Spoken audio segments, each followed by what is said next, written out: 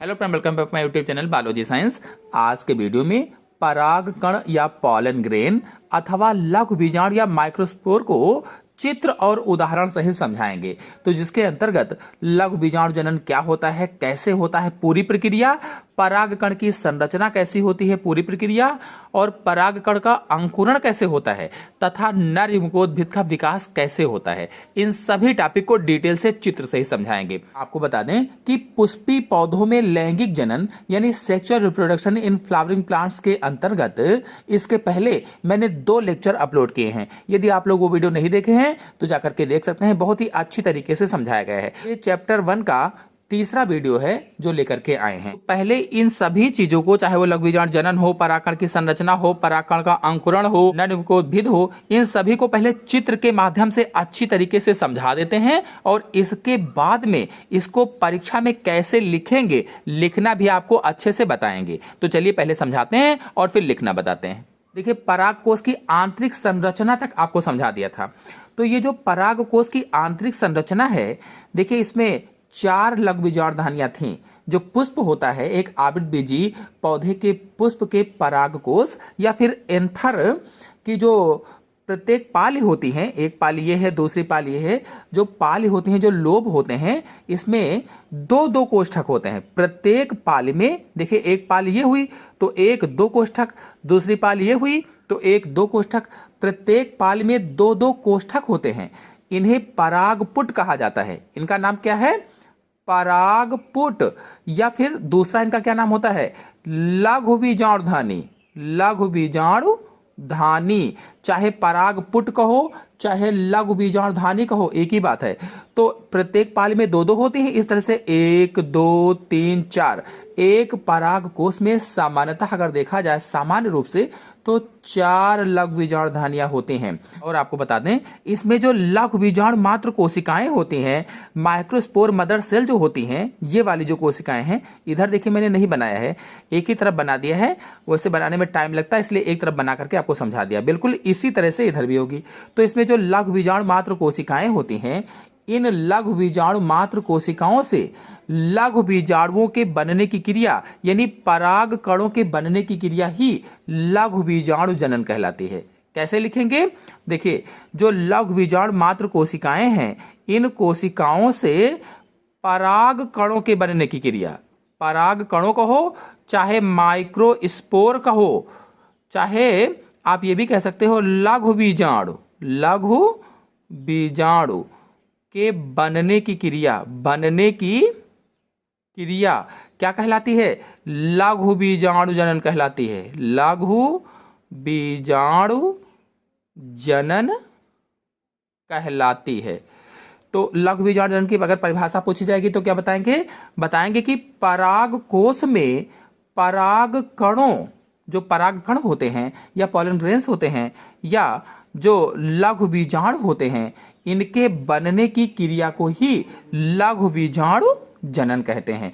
या लघु बीजाणु जनन को अंग्रेजी में कहा जाता है माइक्रोस्पोरोजेनेसिस कहते हैं। क्या कहेंगे? माइक्रोस्पोरोजेनेसिस कहते हैं।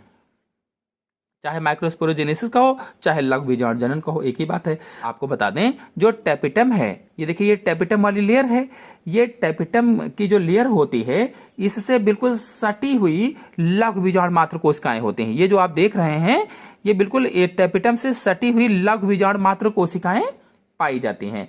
और लघु बीजाणु जनन की जो प्रक्रिया होती है, इस प्रक्रिया के अंतर्गत होता क्या है? तो मैंने आपको अभी बताया कि प्रत्येक लघु बीजाणु मात्र कोशिका से, एक लघु बीजाणु अगर मात्र कोशिका की बात की जाए इसमें से एक, तो प्रत्येक लघु बीजाणु मात्र कोशिका से अर्धसूत्री विभाजन के बाद, अर्धसूत्री विभाजन के बाद, अर्धसूत्री विभाजन के बाद में पराग कणों या लघु बीजाणुओं के बनने की क्रिया ही लघु बीजाणु जनन कहलाती है। और एक लघु बीजाणु मात्र कोशिका से 4 पराग कण बनते हैं। एक लघु बीजाणु मात्र कोशिका से 4 पराग कणों का निर्माण होता है। यानी कुल मिलाकर कहें तो लघु बीजाणु जनन में प्रत्येक लघु बीजाणु मात्र कोशिका में अर्धसूत्री विभाजन होता है और अर्धसूत्री विभाजन के बाद 4 अगुणित अगुणित लघु बीजाणु बनते हैं। देखिए इस तरह से अगर इसको डिटेल से दिखाया जाए तो यहाँ पर देखिए ये जो कोशिकाएं थी थोड़ी सी बड़ी होने लगती हैं। देखिए ये एंडोथीसियम है, मध्य परतें ये होती हैं, इसके बाद टेपिटम होती है, ये वाली लेयर टेपिटम है, और इसके बाद में लघु बीजाणु मात्र कोशिकाएं या माइक्रोस्पोर मदर सेल होती हैं। और इसके बाद में ये सभी जब बड़ी बड़ी हो जाती है इसके बाद में ये अलग अलग हो जाती हैं। इस चित्र में देखिए इसमें सभी जो लघु बीजाणु मात्र कोशिकाएं हैं ये लघु बीजाणु मात्र कोशिकाएं अलग अलग हो गई हैं, माइक्रोस्पोर मदर सेल अलग अलग हो गई हैं। अब इसमें से अगर एक को लिया जाए, अगर इसको लिया जाए तो एक लघु बीजाणु मात्र कोशिका से 4 परागकण बनते हैं। आइए आपको चित्र के माध्यम से इसको दिखाते हैं। ये देखिए अगर इसमें से एक लघु बीजाणु मात्र कोशिका को लिया जाए तो ये एक लघु बीजाणु मात्र कोशिका है और इसमें फिर विभाजन होता है और विभाजन के द्वारा देखिए 1 से 2 और इस तरह से फिर 2 से 4 परागकणों का विकास होता है। और ये चारों परागकण चतुष्क या टेट्राड के रूप में जुड़े होते हैं। चतुष्क के रूप में देखिए ये चतुष्क के रूप में जुड़े हुए हैं। तो लघु बीजाणु मात्र कोशिका से परागकणों के विकास की अवस्थाएं ये दिखाई गई हैं। तो एक लघु बीजाणु मात्र कोशिका से इस तरह से विकसित होकर के धीरे धीरे डिवाइड होकर के विभाजन होता है इसमें, और विभाजन होकर के ये चतुष्क के रूप में बनते हैं। देखिए इस रेखीय चित्र से भी आप इसको समझ सकते हैं कि मान लीजिए इसमें कि ये एक लघु बीजाणु मात्र कोशिका है, ये एक लघु बीजाणु मात्र कोशिका है जो द्विगुणित है मान लीजिए, और द्विगुणित लघु बीजाणु मात्र कोशिका या मदर स्पोर सेल से ये देखिए यहाँ पर विभाजन होता है, और अर्धसूत्री विभाजन जब होता है तो 4 कोशिकाएं बनती हैं। देखिए यहाँ पर 2 बनी और फिर इन 2 से 4 सब में अगुणित अगुणित हो जाएगा। ये पुत्री कोशिकाएं हैं, डाटर सेल हो जाएंगी, और इसके बाद में ये देखिए यहाँ पर ये भी इसकी डाटर सेल ही हैं, और फिर इससे 2 हो जाएंगे, इससे 2 हो जाएंगे। इस तरह से एक लघु बीजाणु मात्र कोशिका से 4 परागकण बनते हैं। तो एक लघु बीजाणु मात्र कोशिका से 4 परागकणों का निर्माण होता है। इस तरह से आप चित्र बना सकते हैं अच्छे से, लघु बीजाणु मात्र कोशिका से लघु बीजाणु का निर्माण लिख सकते हैं। अब जब ये लघु बीजाणु बनते हैं तो कैसे बनते हैं, देखिए इस तरह से मैंने अभी आपको बताया कि ये इस तरह से जुड़े रहते हैं। यानी कि जब लघु बीजाणु जनन होता है, एक लघु बीजाणु मात्र कोशिका से जब लघु बीजाणु जनन होता है तो लघु बीजाणु जनन में प्रत्येक लघु बीजाणु मात्र कोशिका में अर्धसूत्री विभाजन होता है, और अर्धसूत्री विभाजन के बाद में जो लघु बीजाणु बनते हैं ये चतुष्क या टेट्राड्स के रूप में जुड़े होते हैं। और ये जो चतुष्क होते हैं ये कुल 5 प्रकार के होते हैं। ये जो चतुष्क हैं कुल 5 प्रकार के होते हैं। अब कौन कौन से 5 प्रकार हैं, देखिए इस चित्र में देखिए 5 प्रकार के कौन कौन से चतुष्क होते हैं।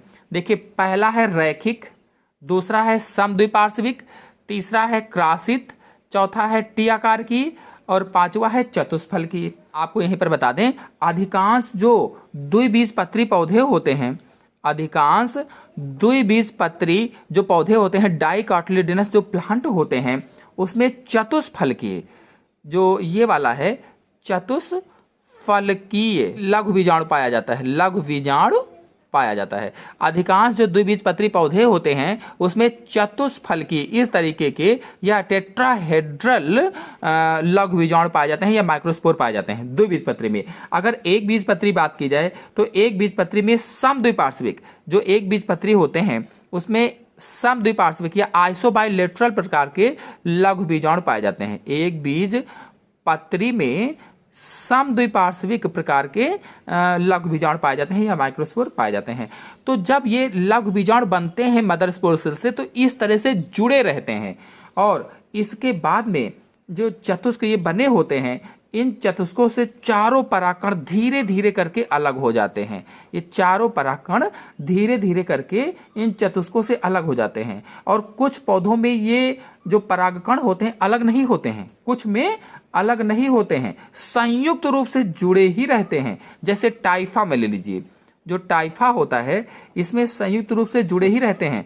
जैसे आर्किड को ले लीजिए, ऐसे ही मदार में ले लीजिए, मदार में भी जुड़े ही रहते हैं। तो मदार में पराग पिंड का निर्माण करते हैं, पराग पिंड बन जाता है। जब मदार में जुड़े रहते हैं तो इस तरह से ये पराग पिंड का निर्माण कर देते हैं, इस तरह से कुल मिलाकर के जो परागकण चतुष्क के रूप में जुड़े रहते हैं उसमें द्विबीजपत्री पौधों में अधिकतर चतुष्फलकीय होते हैं जो लघुबीजाणु होते हैं, एक बीजपत्री में समद्विपार्श्विक होते हैं और फिर ये धीरे धीरे करके अलग होने लगते हैं, अलग हो जाते हैं, चारों परागकण अलग हो जाते हैं, लेकिन कुछ में जुड़े रहते हैं, जैसे टाइफा में है, आर्किड में है, मदार में है, इनमें जुड़े रहते हैं। चलिए अब परागकण की संरचना यानी लघु बीजाणु की संरचना या स्ट्रक्चर ऑफ माइक्रोस्पोर को देख लेते हैं। तो चलिए इसको समझा देते हैं कि इस तरह से मैंने एक चित्र बना लिया है। अगर आप लोग चित्र बनाना सीखना चाहते हैं तो हमारे चैनल में सभी चित्र कैसे बनाएं एक एक करके अलग अलग वीडियो अपलोडेड हैं, आप लोग जाकर के देख सकते हैं। तो यहाँ पर एक परागकण या पॉलन ग्रेन या लघु बीजाणु या माइक्रोस्पोर की संरचना को मैंने बना लिया है और अच्छे से समझाने के लिए इसको कलर भी कर लिया है। देखिए एक जो लघु बीजाणु होता है ये अति सूक्ष्म संरचना होती है। कैसा होता है? अति सूक्ष्म संरचना होती है, बहुत ही सूक्ष्म होता है और सामान्यतः दो भित्तियों का बना होता है। जो एक परागकण है सामान्य रूप से दो भित्तियां इसमें पाई जाती हैं। देखिए एक एक्साइन और दूसरा एंटाइन। जो एक्साइन है इसे बाह्य चोल कहा जाता है, एक्साइन को बाह्य चोल कहा जाता है और इसके बाद में अंदर की ओर ये वाला जो आप भाग देख रहे हैं जो हमने येलो कलर से बनाया हुआ है इसे एंटाइन कहते हैं, इसे अंतः चोल कहा जाता है। अब अगर एक्साइन की बात की जाए, बाह्य चोल की बात की जाए तो जो बाह्य चोल होता है ये अलग अलग रूपों में होता है। जो बाह्य चोल है ये अलग अलग रूपों में होता है। अब अलग अलग रूप का क्या मतलब है? यहां पर देखिए कंटकीय है तो ये कंटकीय भी होता है, यानी कि सूलमय। कंटकीय को हम सूलमय भी कह सकते हैं, सूलमय, कंटकीय या सूलमय, इस तरह से कांटे जैसे निकले रहते हैं। या फिर मस्सेदार भी होता है, मस्सेदार भी इसका बाह्य आवरण होता है या बाह्य चोल इसका मस्सेदार भी होता है। या फिर जालिका रूपी भी होता है, जाली जैसा होता है तो जालिका रूपी हो गया। और कभी कभी ये परत चिकनी भी होती है, कभी कभी ये चिकनी भी होती है। तो कई रूपों में इसका बाह्य चोल पाया जाता है। एक तो कंटकीय हो गया या सूलमय हो गया, दूसरा मस्सेदार भी होता है, ऐसे ऐसे करके चारों ओर मस्सेदार हो गया, जालिका रूपी भी होता है और चिकना भी होता है। और ये जो बाह्य चोल है इस बाह्य चोल पर ये देखिए ये अर्धवृत्ताकार कुछ संरचनाएं पाई जाती हैं, थोड़ा सा गहरी सी संरचनाएं होती हैं। जो यहाँ पर बना हुआ है बिल्कुल इसी के सीध में होती हैं। जो अंतः चोल में मैंने बनाया हुआ है बिल्कुल उसी के सीध में, थोड़ा सा इधर उधर हो गया है। तो ये जो गहरी सी संरचनाएं होती हैं बाह्य चोल पर, इन्हें क्या कहा जाता है? तो इन्हें जनन छिद्र कहा जाता है, जर्मपोर कहा जाता है, जनन छिद्र या जर्मपोर कहते हैं। यहीं से ये परागकण अंकुरित होते हैं। जो लघु बीजाणु होते हैं यहीं से अंकुरित होते हैं, या जो माइक्रोस्पोर होते हैं यहीं से अंकुरित होते हैं। और आपको बता दें बाह्य चोल जो होता है इसमें स्पोरोपोलेनिन जो बाह्य चोल है इसमें स्पोरोपोलेनिन नामक पदार्थ पाया जाता है। स्पोरोपोलेनिन नामक इसमें पदार्थ पाया जाता है। जो बाह्य चोल होता है जो कंटकीय, मस्सेदार या जालिका रूपी या चिकना होता है तो इसमें स्पोरोपोलेनिन नामक पदार्थ होता है। ये होता क्या है? तो ये एक पॉलीसेकेराइड है, पॉलीसेकेराइड होता है, पॉलीसेकेराइड। और आपको बता दें इस पॉलीसेकेराइड की वजह से ये जो परागकण होता है ये जीवाश्म के रूप में परिरक्षित रहता है, जीवाश्म के रूप में परिरक्षित रहता है। बहुत दिनों तक सड़ता नहीं है ऐसे कह लीजिए, खराब नहीं होता है ऐसे कह लीजिए। तो इसी पदार्थ के कारण, स्पोरोपोलेनिन के कारण ये जीवाश्म के रूप में परिरक्षित रहता है। और आपको बता दें ये जो परागकण की दूसरी परत होती है, ये अंदर वाली जो परत होती है इसे इंटाइन, मैंने भी बताया था कि इंटाइन कहते हैं। ये अंदर की तरफ होती है और कैसी होती है? तो ये पतला स्तर होता है, ये पतली होती है और चिकनी होती है, पतली और चिकनी होती है, लचीली होती है। और इसके बाद में इसी के अंदर ये देखिए ये साइटोप्लाज्म होता है या कोशिका द्रव्य पाया जाता है। और इसमें वैक्यूल्स भी मिलती है, रिक्तिका भी पाई जाती है और एक न्यूक्लियस या केंद्रक भी पाया जाता है। तो ये इसकी पूरी संरचना हो जाएगी। चलिए अब इसके अंकुरण को देख लेते हैं कि कैसे अंकुरित होगा और कैसे नर मुकोद्भिद का विकास होगा। अब देखिए अंकुरित कैसे होता है। तो हम सभी लोग जानते हैं कि जो पुष्प होता है, पुष्प का जो वर्तिकाग्र होता है, जब ये परागकण वर्तिकाग्र पर आता है तो यहाँ चिपचिपा पदार्थ होता है, लसलसा पदार्थ होता है, जिसको सोखता है और सोख कर फूल करके अंकुरित होता है। तो जब ये अंकुरित होता है तो मान लीजिए यहाँ पर पहले से ही एक केंद्रक था, ये केंद्रक डिवाइड हो जाता है वर्धी केंद्रक में और इस तरह से ये अंकुरित होता है, बाह्य चोल को तोड़कर बाहर निकल आता है।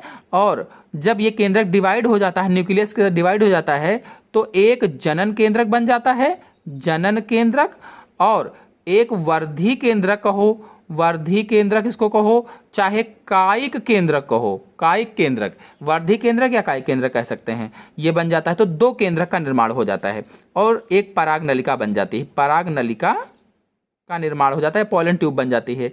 अब इसको थोड़ा सा बड़ा करके आपको बनाते हैं, इस तरह से देखिए, ये देखिए ये बड़ा करके मैंने बनाया हुआ है। अब यहाँ पर एक वर्धी केंद्रक है, वर्धी केंद्रक कहो, चाहे कायिक केंद्रक कहो, कायिक केंद्रक है, और यहाँ पर जनन केंद्रक होता है, जनन केंद्रक होता है। अब देखिए जो वर्धी केंद्रक है इसका कार्य होता है पराग नलिका को आगे बढ़ाना। ये क्या है? तो पराग नलिका है, पॉलन ट्यूब होती है, पॉलन ट्यूब है। अब वर्धी केंद्रक इस पराग नलिका को धीरे धीरे करके बढ़ाता जाता है और जनन केंद्रक विभाजन के द्वारा दो केंद्रकों में बढ़ जाता है। धीरे धीरे करके ये आगे जैसे जैसे बढ़ती जाएगी तो जनन केंद्रक विभाजन के द्वारा दो केंद्रकों में बढ़ जाता है, जिन्हें नर युग्मक कहा जाता है। अब दो नर युग्मक हो जाते हैं। इस तरह से नर युग्मकोद्भिद का विकास हो जाता है। देखिए इस तरह से नर युग्मकोद्भिद का विकास हो जाता है। चलिए अब इसको कैसे लिखेंगे आपको अच्छे से समझा देते हैं। चलिए सबसे पहले लघु बीजाणु जनन अथवा माइक्रोस्पोरोजेनेसिस को समझा देते हैं। तो लघु बीजाणु का मतलब है पराग कण अथवा पॉलन ग्रेन, यानी लघु बीजाणु को पॉलन ग्रेन अथवा पराग कण कहते हैं। अतः लघु बीजाणु जनन का मतलब क्या होगा? तो लघु बीजाणु जनन का मतलब पराग कणों का जनन अथवा पराग कणों का बनना या उनका निर्माण होना। अब लघु बीजाणु जनन की प्रक्रिया के अंतर्गत प्रत्येक लघु बीजाणु मात्र कोशिका में अर्धसूत्री विभाजन के बाद 4 अगुणित लघु बीजाणु अथवा परागकण बनते हैं। इसका मतलब ये हुआ कि एक लघु बीजाणु मात्र कोशिका जो होती है, माइक्रोस्पोर मदर सेल जो होती है, उससे 4 लघु बीजाणु अथवा 4 परागकण बनते हैं। देखिए यह पॉइंट मोस्ट इंपॉर्टेंट है क्योंकि इससे 2 तरीके के क्वेश्चन अक्सर एग्जाम में पूछे जाते हैं। पहला ये कि 200 पराग कणों के निर्माण में कितनी पराग मात्र कोशिकाओं की आवश्यकता होगी, इस तरीके का प्रश्न पूछा जाता है। 200 पराग कणों के निर्माण में कितनी पराग मात्र कोशिकाओं की आवश्यकता होगी। अब देखिए मैंने बताया कि एक लघु बीजाणु मात्र कोशिका से 4 लघु बीजाणु या 4 परागकण बनते हैं। तो 200 परागकण हैं, इसको 4 से भाग दे देंगे तो भाग देने पर पता चल जाएगा कि कितना आएगा। तो भाग करने पर 50 पराग मात्र कोशिका या 50 लघु बीजाणु मात्र कोशिका की जरूरत होगी। अब दूसरी तरीके से प्रश्न पूछा जाता है कि 250 पराग मात्र कोशिकाओं में या मात्र कोशिकाओं से कितने परागकण बनते हैं या कितने लघु बीजाणु बनते हैं। तो देखिए एक मात्र कोशिका से 4 परागकण बनते हैं, मैंने पहले आपको बताया था। अब 250 पराग मात्र कोशिकाओं से कितने परागकण बनेंगे? तो 250 को 4 से गुणा कर देंगे, बस पता चल जाएगा। तो 250 गुणे 4 बराबर 1000 परागकण बनेंगे। तो इसी प्रश्न को घुमाकर भी पूछा जाता है, जैसे एक आवृत बीजी में 400 परागकणों को उत्पन्न करने के लिए कितने अर्धसूत्री विभाजन की आवश्यकता होगी। तो देखिए इनडायरेक्टली ये पराग मात्र कोशिकाओं की संख्या पूछ रहे हैं, इनडायरेक्टली। तो 400 को 4 से भाग कर देंगे, बस पता चल जाएगा। तो 100 अर्धसूत्री विभाजन की आवश्यकता होगी, क्योंकि 400 को 4 से भाग देंगे तो 100 आएगा। तो 100 अर्धसूत्री विभाजन की आवश्यकता होगी। तो इस तरीके के प्रश्न बहुत ही इंपॉर्टेंट है, कई बार एग्जाम्स में पूछे जाते हैं। चलिए अब अपने टॉपिक पर आ जाते हैं। तो अर्धसूत्री विभाजन के बाद 4 अगुणित लघु बीजाणु या परागकण बनते हैं, अथवा कह लीजिए कि माइक्रोस्पोर बनते हैं। चाहे लघु बीजाणु कहो, चाहे परागकण कहो, चाहे माइक्रोस्पोर कहो, एक ही बात है। तो ये चारों लघु बीजाणु अथवा माइक्रोस्पोर विभिन्न प्रकार से चतुष्कों के रूप में जुड़े रहते हैं, चतुष्कों में 4 के रूप में जुड़े रहते हैं, या कह लीजिए टेट्राड्स के रूप में जुड़े होते हैं। तो ये चतुष्क 5 प्रकार के होते हैं। पहला चतुष्फलकीय या टेट्राहेड्रल कहा जाता है, और दूसरा समद्विपार्श्विक अथवा आइसोबाइलेटरल कहा जाता है।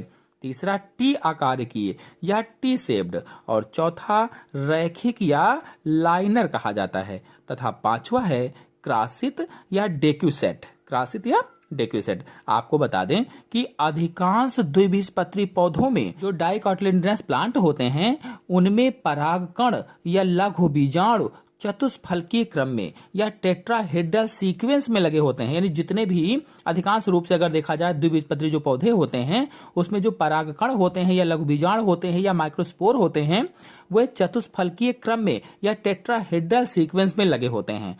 और एक बीजपत्री पौधों में समद्विपार्श्व चतुष्क या आइसोबाइलेटरल टेट्राड बनाते हैं। तो पॉलियंथस ट्यूबरोसा में टी आकार के अथवा टी शेप्ड के लघु बीजाणु होते हैं, टी आकार या टी शेप्ड के रूप में। चतुष्क से चारों परागकण अलग हो जाते हैं। पहले तो चतुष्क में रहते हैं, लेकिन धीरे धीरे करके चतुष्क से चारों जो परागकण होते हैं वे अलग हो जाते हैं। कुछ पौधों में ये परागकण अलग नहीं होते हैं, लेकिन अधिकांशतः अलग हो जाते हैं, तथा संयुक्त परागकणों के रूप में रहते हैं। जिनमें अलग नहीं होते हैं उसमें जुड़े परागकणों के रूप में रहते हैं, संयुक्त परागकणों के रूप में रहते हैं, लेकिन जिनमें अलग हो जाते हैं तो जुड़े नहीं रहते हैं। जैसे टाइफा में, आर्किड तथा कुछ अन्य पौधों में जैसे मदार में परागकोश के सभी चतुष्क इकट्ठे हो जाते हैं और एक जटिल संरचना परागपिंड बनाते हैं। जैसा कि आप लोग चित्र में देख रहे हैं, पॉलिनियम बना लेते हैं, परागपिंड बना लेते हैं, क्योंकि ये सभी क्या हैं, इकट्ठे हो गए हैं। जितने भी पराग या लघु बीजाणु थे सब चिपके आपस में हैं, तो ये क्या हो गया, परागपिंड हो गया। इसी को परागपिंड कहा जाता है। आपको बता दें कि टेपिटम की कोशिकाएं वेजी रूप होती हैं, वेज शेप्ड होती हैं, और इनमें एक या अधिक केंद्रक होते हैं। जो टेपिटम की कोशिकाएं होती हैं वेजी रूप में होती हैं, वेज शेप्ड होती हैं, एक से अधिक केंद्रक, एक भी हो सकता है, एक से अधिक भी हो सकता है। यह पोषक ऊतक है जो वर्धन करते हुए परागकणों का पोषण करता है। यानी जो परागकण बढ़ रहे हैं, मेच्योर हो रहे हैं, बढ़ते हुए विकसित हो रहे परागकणों को भोजन देता है। टेपिटम पोषण देने का कार्य करता है। आपको बता दें कि अधिकतर देखा गया है जो बीजाणु जनन है, बीजाणु जनन ऊतक का कुछ भाग विघटित होकर वर्धन करते हुए परागकणों को पोषण कराता है। यानी बीजाणु जनन ऊतक जो होता है वो कुछ थोड़ा सा विघटित हो जाता है और वही परागकणों में पोषण के रूप में जाता रहता है। जो आप चित्र देख रहे हैं ये चित्र लघु बीजाणु मात्र कोशिका से परागकण के विभिन्न अवस्थाएं हैं। जो परागकण बन रहे हैं उसकी विभिन्न अवस्थाएं हैं। जो पहला वाला चित्र दिखाया गया है ए वाला, ये एक बीजपत्री में चतुष्फलकीय प्रकार का बीजाणु चतुष्क है, और जो दूसरा वाला बी वाला दिखाया गया है ये द्विबीजपत्री में समद्विपार्श्व प्रकार का बीजाणु है। यानी पहला एक बीजपत्री चतुष्फलकीय है और दूसरा द्विबीजपत्री समद्विपार्श्व चतुष्क है। तो इस प्रकार से इनका विकास होता है। चलिए अब परागकण की संरचना को डिटेल से समझा देते हैं। तो प्रत्येक परागकण या लघु बीजाणु एक अति सूक्ष्म रचना होती है। आप लोग ऐसे ही सोचिए कि पुंकेसर का जो परागकोश होता है अथवा जो एंथर होता है कितना छोटा होता है, तो उसमें कितने सूक्ष्म सूक्ष्म परागकण होंगे अथवा लघु बीजाणु होंगे। क्योंकि पुंकेसर का जो एंथर है, परागकोश है, वही इतना छोटा है, तो परागकण अथवा लघु बीजाणु कितने छोटे होंगे। इनका व्यास लगभग 0.025 मिमी से 0.115 मिमी तक होता है। इतना व्यास होता है इनका। लघु बीजाणु अथवा परागकण एक कोशिकीय रचना होते हैं, एक कोशिका के बने होते हैं, अथवा कह लो कि परागकण अगुणित होते हैं, हैप्लॉइड होते हैं, एन होते हैं। अगुणित कहो या हैप्लॉइड कहो या एन कहो। लघु बीजाणु या परागकण नर युग्मकोद्भिद अथवा मेल गैमेटोफाइट की प्रारंभिक अवस्था होती है। यानी यह नर युग्मकोद्भिद की प्रथम कोशिका है। लघु बीजाणु या परागकणों की आकृति गोल, अंडाकार या बहुफल की होती है। इनकी अगर आकृति की बात की जाए तो गोल, अंडाकार या बहुफल की हो सकती है। अलग अलग पुष्पों में अलग अलग तरीके की होती है। पराग कणों के विभिन्न लक्षणों का अध्ययन परागाणु विज्ञान में किया जाता है। यानी पॉलिनोलॉजी में पराग कणों के विभिन्न लक्षणों का अध्ययन किया जाता है। पराग कणों के चारों ओर द्विस्तरीय भित्ति होती है। द्विस्तरीय मतलब एक परागकण दो परतों का बना होता है। बाहरी परत या भित्ति बाह्यचोल अथवा एक्साइन कहलाती है। यह बाह्यचोल मोटा, दृढ़, क्यूटिकिन युक्त होता है। मोटा सा होता है, दृढ़ होता है, क्यूटिकिन युक्त होता है। मतलब बाहरी जो परत होती है वो गहनों की तरह से होती है, ऑर्नामेंटल होती है, बिल्कुल सजी हुई रहती है, जैसे गहने सजा लो वैसे ही होती है, और मोटी सी, सख्त सी होती है। और यह बाह्य परत कई रूपों में होती है, कई तरीके की होती है, जैसे मस्सेदार हो सकती है, सूल में जैसे कांटे नुमा हो सकती है। ये वाला जो आप देख रहे हैं कांटे नुमा है इसकी बाह्य परत। तो जालिका रूपी भी हो सकती है। यानी कि ये जो बाह्य परत होती है ये अलग अलग रूपों में हो सकती है। इसका जो बाह्य चोल होता है अलग अलग तरीके का हो सकता है। परागकण या लघु बीजाणु की इस बाहरी भित्ति का निर्माण स्पोरोपोलेनिन नामक पदार्थ से होता है। स्पोरोपोलेनिन नामक पदार्थ से, आपको बता दें यह स्पोरोपोलेनिन नामक पदार्थ एक तरीका का पॉलीसैकेराइड होता है।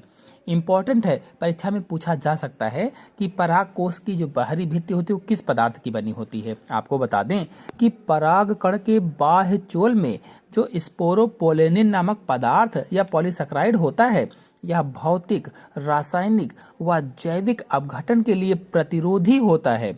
इसी कारण परागकण जीवाश्म के रूप में परिरक्षित रहते हैं। मतलब स्पोरोपोलेनिन के कारण परागकणों के बाह्य चोल का अपघटन शीघ्रता से नहीं होता है, जिससे ये जीवाश्म की तरह से बहुत दिनों तक सुरक्षित रहते हैं। यानी जल्दी से नहीं गलता है, इसलिए जीवाश्म की तरह से बहुत दिनों तक सुरक्षित रहता है। परागकण अथवा लघु बीजाणु की बाहरी भित्ति में कुछ स्थानों पर छिद्र होते हैं जिन्हें जनन छिद्र अथवा जर्म पोर कहते हैं। मतलब बाह्य चोल पर एक या अधिक वृत्ताकार धब्बे जैसे छिद्र होते हैं, उन्हें ही जनन छिद्र कहा जाता है या जर्म पोर कहा जाता है।